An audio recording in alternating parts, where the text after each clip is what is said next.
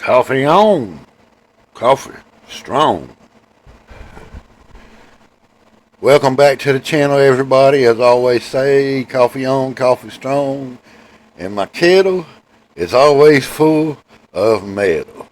Uh, this episode, man, when I was in high school and I formed my first rock slash metal band, we were a four-piece. And we were learning top 40 songs. We'd go play parties and clubs and, so be it. Um, I always wanted to go further in music, so um, the first band that I went and saw that really gave me a kickstart on coming up with my own music, coming up with my own style, and they were just an up and coming band, just getting known, and I kind of stumbled up on it because Poison came to town. They had Lita Ford with them, okay, and the band I'm talking about was the opening band called BRITNY FOXX. They are the band that influenced me to go out and do my own stuff. They were considered glam, but what you see and hear on my videos is opinions for entertainment purposes only. I don't mean to piss anybody off or talk about any band. I love all music, man. I really do.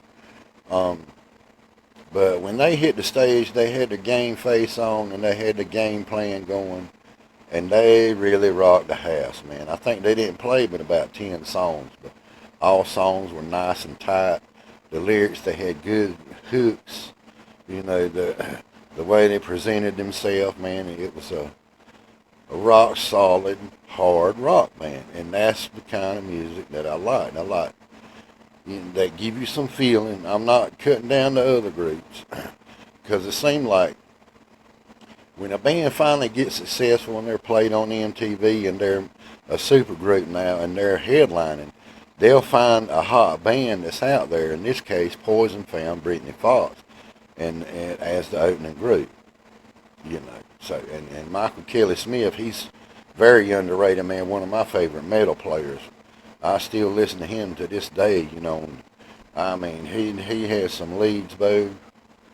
I just love it all around. And from my understanding, don't get me wrong, I hope I don't have it wrong, but back in the day, okay, the reason they sound and look so similar to Cinderella, I'm getting ready to tell you.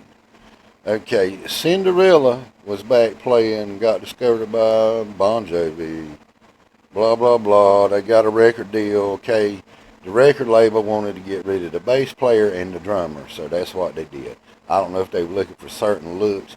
Back then, it was based on looks and sound and all that. Even though they were good musicians, they were kicked to the curb. Well, the drummer and the bass man formed their own band, got together with Michael Kelly Smith and Dizzy Dean Davison, and thus formed BRITNY FOXX.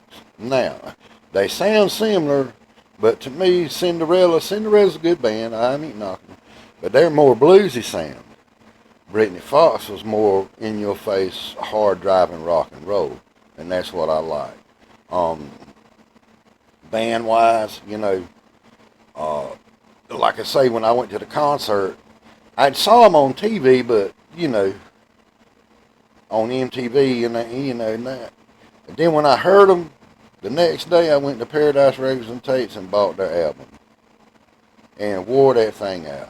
So as a guitar player, I learned Long Way to Love, Girls' School, In America, a very patriotic song. I love that song. Some of their material they released afterward, let's see, the ballad that they did, Dream On, I love that. I learned to play all of that stuff. And the catch is you got to find a singer that can vocalize that stuff. But yeah, they really good band, man. If you're a metalhead, go back and listen to some of their stuff, man. Play it through the stereo nice and loud. You won't be disappointed, man. But that was the band that socked it to me, and had me wanting to get out and play and do my own stuff. So, like what you're seeing here, man, hit like, subscribe. I'll be back with some more. Hey, coffee on, coffee strong. Y'all have a good one.